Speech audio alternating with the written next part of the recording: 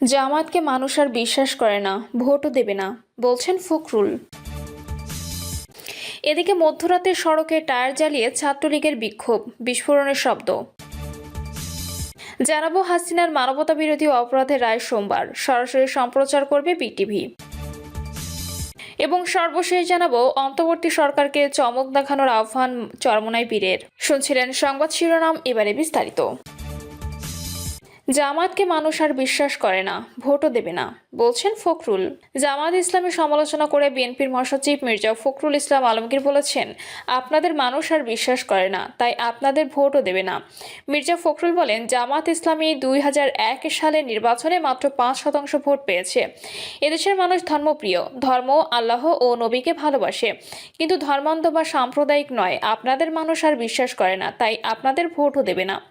জামায়াতকে উদ্দেশ্য করে তিনি আরো বলেন, পাকিস্তানে আপনাদের নেতা মওদুদি বিরোধী দলে ছিলেন, আর বাংলাদেশের মানুষ আপনাদের সম্পর্কে জানে। আপনারা শুধু দেশের বিরুদ্ধে ছিলেন না, আপনারা পাকিস্তান বাহিনীর সঙ্গে হাত মিলিয়ে এদেশের নিরীহ মানুষের উপর নির্যাতন ও মা বোনদের সম্মানহানি করেছেন। আমি একজন মুক্তিযোদ্ধা, তাই আমাদের ভুল বুঝিয়ে মাথা নোয়াতে পারবেন না। আপনারা নির্বাচন কেন্দ্রিক যত পোস্টার ছাপাচ্ছেন, অন্য কোনো দলের তো দেখলাম না। আপনারা একদিকে নির্বাচনের প্রস্তুতি নিচ্ছেন, অন্যদিকে দেশে বিশৃঙ্খলা করছেন, অভিযোগ করেন মির্জা ফখরুল। বিএনপির মহাসচিব বলেন, ফ্যাসিস্ট হাসিনাকে বিতাড়িত করার পর দেশ এমনিতেই সংকটে আছে, তার উপর একটা দল সংকটকে আরও গভীর করছে। হঠাৎ করে এই দলটি পিআর করে চিৎকার করছে। ওই দলটি আমাদের সঙ্গে জুলাই সনদে স্বাক্ষরও করেছে, আবার নির্বাচনকে সংকটে ফেলার চেষ্টা করছে। যে জিনিসটা বাংলাদেশের মানুষ বোঝে না, সেটা জনগণের উপর তারা চাপিয়ে দেওয়ার চেষ্টা করছে। তাই বিএনপির প্রতিটি সৈনিককে সজাগ থাকতে হবে। নির্বাচন যদি না হয়, তাহলে এদেশ একটি ব্যর্থ রাষ্ট্রে পরিণত হবে। সমমর্যাদার ভিত্তিতে না চললে ভারত বাংলাদেশকে বন্ধু হিসেবে পাবে না। পদ্মা বাঁচাও আন্দোলন প্রসঙ্গে মির্জা ফখরুল বলেন, শুধু চাঁপাইনবাবগঞ্জ, রাজশাহী বা পাবনায় নয়, পুরো উত্তরাঞ্চল এবং দক্ষিণাঞ্চলকে বাঁচানোর জন্য আমাদের ঐক্যবদ্ধভাবে আন্দোলন করতে হবে। ব্রিটিশ আমলে ভারত বাঁধ দেওয়ার চেষ্টা করলেও পারেনি। পাকিস্তান আমলে ফারাক্কা বাঁধ নির্মাণ করা হয়েছে, আর বাংলাদেশ সৃষ্টির পর মরণ ফাঁদটি চালু হয়েছে। এতে সহায়তা করেছেন শেখ মুজিবুর রহমান। ভারত কথায় কথায় ব্যবসা বন্ধ করে দেবে, চাল বন্ধ করে দেবে। আমরা আপনাদের আর দাদাগিরি দেখতে চাই না। আমরা সমমর্যাদার ভিত্তিতে আপনাদের সঙ্গে চলতে চাই। অন্যথায় ভারত কখনোই বাংলাদেশকে বন্ধু হিসেবে পাবে না, হুঁশিয়ার করেন বিএনপি মহাসচিব। তিনি বলেন, মাওলানা ভাসানী প্রথম ফারাক্কা অভিমুখে লাখ লাখ মানুষ নিয়ে লং মার্চ করেন 1976 সালে। পরের বছর 1977 সালে পদ্মার পানির ন্যায্য হিস্সা নিয়ে প্রথম চুক্তি করেন শহীদ প্রেসিডেন্ট জিয়াউর রহমান। এর প্রেক্ষিতে বেগম খালেদা জিয়া জাতিসংঘ পদ্মার ন্যায্য হিস্সা দাবি করেন। আর 2016 সালে হাসিনা ভারতের সঙ্গে একটা চুক্তি করেন, কিন্তু পানি আনতে পারেননি। নতজন পররাষ্ট্রনীতির কারণে ভারত শুধু আমাদের কাছ থেকে নিয়ে গেছে, কিন্তু কিছু দেয়নি। হাসিনা চুক্তির মেয়াদ 2026 সালে শেষ হবে, আর ত্রয়োদশ নির্বাচনও হবে একই বছর। এই নির্বাচনে যদি শক্তিশালী সরকার না হয়, তাহলে পদ্মা বাঁচানো কঠিন হয়ে যাবে। পদ্মার পানি পাওয়া আমাদের অধিকার, আমাদের করুণা নয়। যতক্ষণ পর্যন্ত আমরা পানির ন্যায্য হিসেবে পাবো, ততক্ষণ পর্যন্ত আন্দোলন চলবে, আর বিএনপি এদের সহযোগিতা করবে। দেশের উন্নয়নে ধানের শীষ ভোট চেয়ে বিএনপি মহাসচিব বলেন, ভারত বাদ দিয়ে পানি আটকে দিচ্ছে, তাই আমাদেরও উল্টো পদক্ষেপ নিতে হবে। ফারাক্কার ভাটিতে পদ্মা ব্যারেজ নির্মাণ করে যে পানি দিয়ে চাষাবাদ করতে হবে, সেই সঙ্গে এই ব্যারেজ বন্যা থেকে আমাদের বাঁচতে সাহায্য করবে। বিশ্ব ও বাংলাদেশের মানুষ বিএনপিকে ক্ষমতায় দেখতে চায়। নির্বাচন প্রসঙ্গে মির্জা ফখরুল ইসলাম আলমগীর বলেন, ডক্টর ইউনূস সরকার নির্বাচনের ঘোষণা দিয়েছে, তাই নির্বাচন হতে হবে। জনগণের সমর্থন ছাড়া কোনো সরকার সফলভাবে এই দেশ চালাতে পারবে না। বিদেশ থেকে টাকা আসছে না, দেশের অর্থনৈতিক অবস্থাও ভালো নয়। নির্বাচিত সরকার ছাড়া দেশে বিনিয়োগ হচ্ছে না। বিশ্ব এবং বাংলাদেশের মানুষ বিএনপিকে ক্ষমতায় দেখতে চায়। 2001 সালে উত্তরাঞ্চল থেকে আপনারা 77টি সিট দিয়েছিলেন, আরও যেন আমরা বেশি পাই তা চেষ্টা করতে হবে। আমাদের বয়স শেষ হয়ে গেছে, কিন্তু নতুন প্রজন্মের স্বার্থে আপনাদের একটি শক্তিশালী বাংলাদেশ উপহার দিতে হবে। মধ্যরাতে সড়কে টায়ার জ্বালিয়ে ছাত্রলীগের বিক্ষোভ, বিস্ফোরণের শব্দ।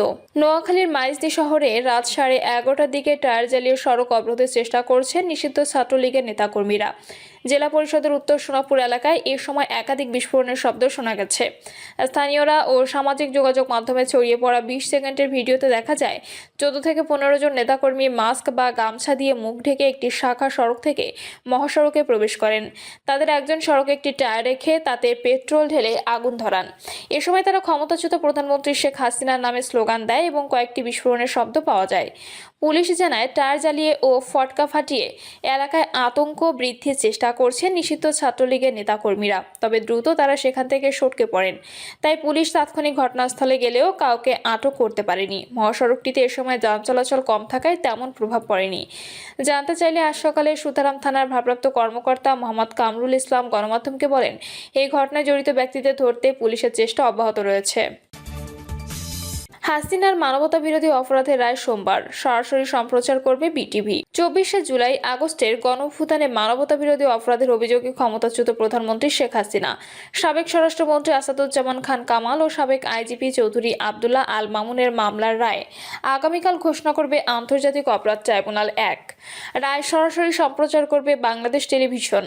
রাষ্ট্রপক্ষ বলছে, শেখ হাসিনা ও কামালের বিরুদ্ধে আনা 5টি অভিযোগই প্রমাণিত হয়েছে এবং তার সর্বোচ্চ শাস্তি মৃত্যুদণ্ড প্রত্যাশা করছে। গত বৃহস্পতিবার সংবাদ সম্মেলনে চিফ প্রসিকিউটর তাজুল ইসলাম বলেন, এই অপরাধের দায়ে আসামিদের যেন সর্বোচ্চ সাজা দেওয়া হয়। অপরদিকে রাষ্ট্রনিযুক্ত আইনজীবী মোহাম্মদ আমির হোসেন আসামিদের খালাস প্রার্থনা করেছেন। অন্তর্বর্তী সরকারকে চমক দেখানোর আহ্বান চরমোনাই পীরের।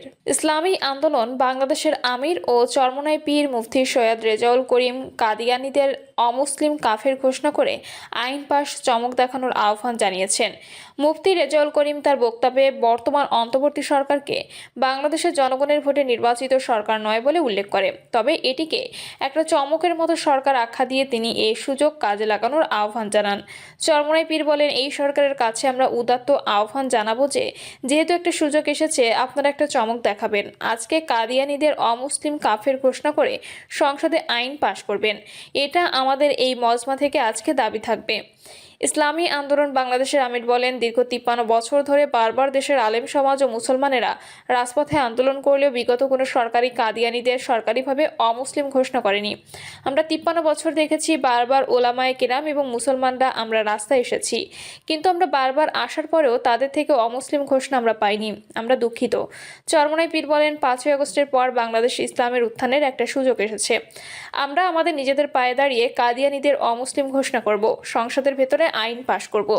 কাদিয়ানীরা অমুসলিম, আমরা ক্ষমতায় গেলে এই আইন পাশ করব ইনশাআল্লাহ।